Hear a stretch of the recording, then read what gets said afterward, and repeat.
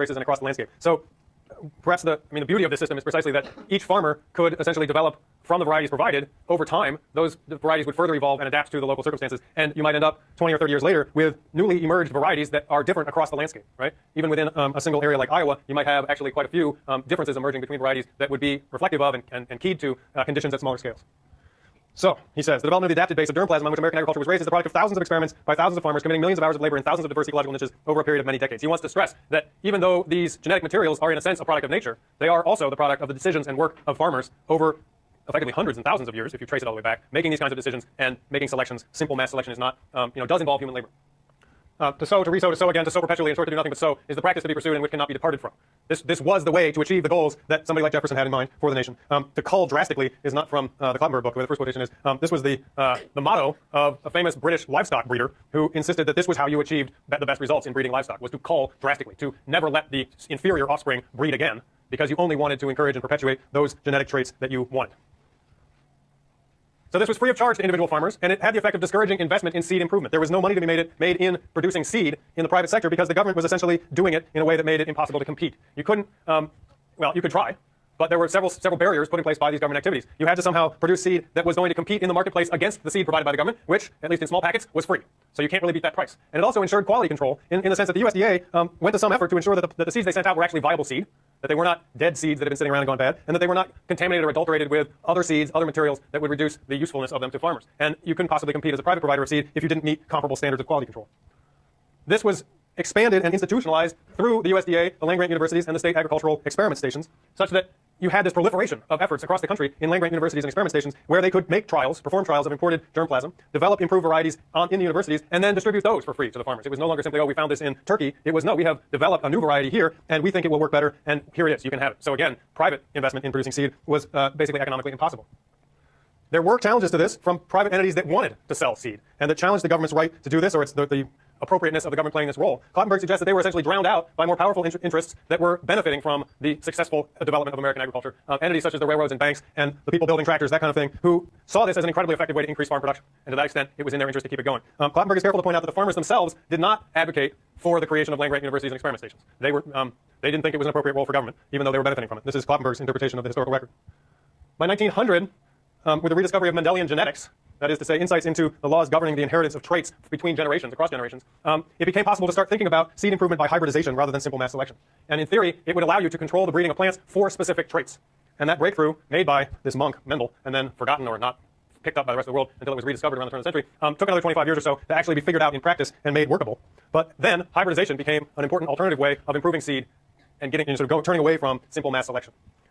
So the varieties are the result of selecting for a definite trait over many generations. So again, perhaps the easiest way to think of this is in terms of dogs or horses, things that we don't think about this in terms of plants very often, but it works for plants too. You select the offspring that display the traits you want and you breed them back to each other, right? That runs the risk over time of inbreeding, which creates the possibility of depressing yields or increasing susceptibility to diseases and pests. Questions like, why are Dalmatians so stupid or whatever? I got nothing against Dalmatians, but they do seem to be stupid on the whole. That might be a reflection of some kind of inbreeding, right? That's kind of an example. Anyway, I'll get some nasty call from some Dalmatian. Anyway, Clottenburg talks about county fairs and state fairs, which are very popular in rural parts of the country, where they would, every year they still do this, right? You still have competitions for the biggest pumpkin or whatever. And they did this in all parts of the country for the locally important crops. So there were seed corn specials and corn shows where individual farmers would bring in their best ear of corn, for example, and try to win a prize, right? And it might be judged for its size, it might be judged for its color or its uniformity. Generally, size was considered most important for whatever reason. And these were promoted both by government agents and also by industrial interests related to agriculture as a way of sort of generating enthusiasm for the importance of this effort to improve varieties. It had an interesting problem in that just because you could produce the biggest ear of corn does not necessarily mean that the seed on that ear of corn is the best seed to plant the next year. And this was something they actually, the government agents had to sort of try to peel people back away from this idea that winning the prize meant that you were necessarily the best farmer or that you had the best seed, because it's not necessarily the case that it's going to continue to be impressive in years to come. Now, this gets in. If you want the details of the corn hybridization story, you really have to read more of Clottenburg, and we'll try to run through this as quickly as we can. This is his major focus, is corn. And it's both because corn is such an enormously important crop in the Midwest, and because corn is the crop for which this story of hybridization is most dramatically made. So a couple of key terms. Heterosis, the increased vigor exhibited by the first generation progeny of a cross between two distinct varieties, more generally known as hybrid vigor. So you have two different varieties, and they may each suffer from a certain degree of inbreeding precisely because they've been selected for a single trait or a couple of traits.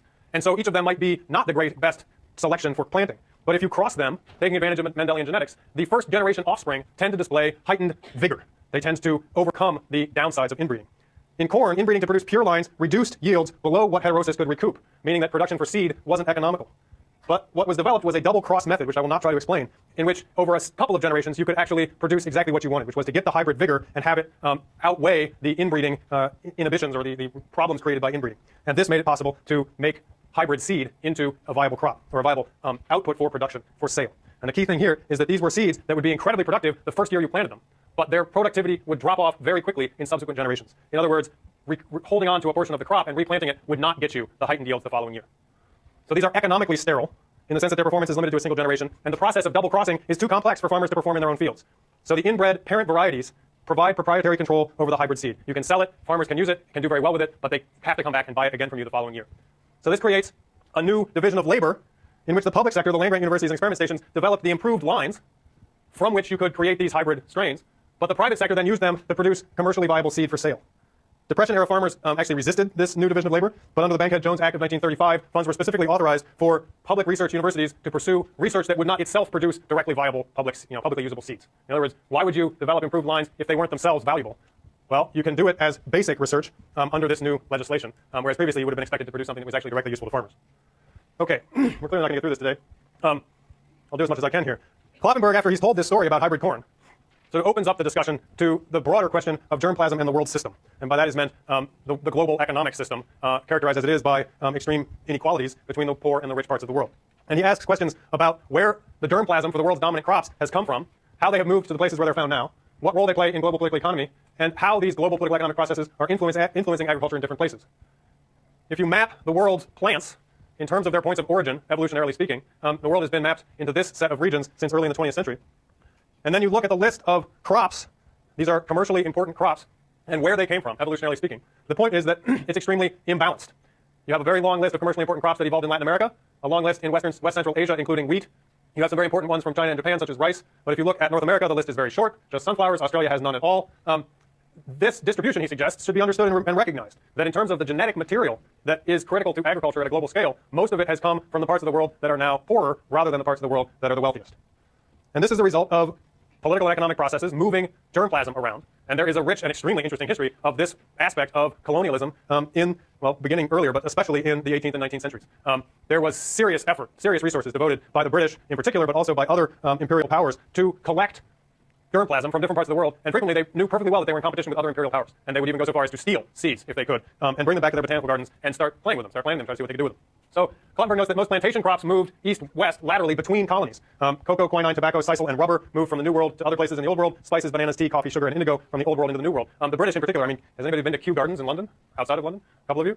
This is the origin of these botanical gardens. They were very much interested in bringing seeds from certain parts of the colonies and then figuring out where else they could use them profitably. And moving things like rubber could be extremely important in the sort of chess game of colonial competition, imperial control. Food crops tended to move between colonies and the metropoles. Wheat, barley, apples, and grapes moved from the New World from the Old World. Corn and potatoes moved from the Old World to the from the New World to the Old World and became very important crops there. In some ways, this is a nice rejoinder to Jared Diamond and Alfred Crosby and others who have argued that the Old World was the important source for all these crops and therefore the power of European colonists. There are some nice notable counterexamples. He quotes Fernand Braudel, a famous historian. It was inevitably the poor, whether in town or country, who had to take without enthusiasm to eating cornmeal cakes instead of bread. The peasant ate maize and sold his wheat.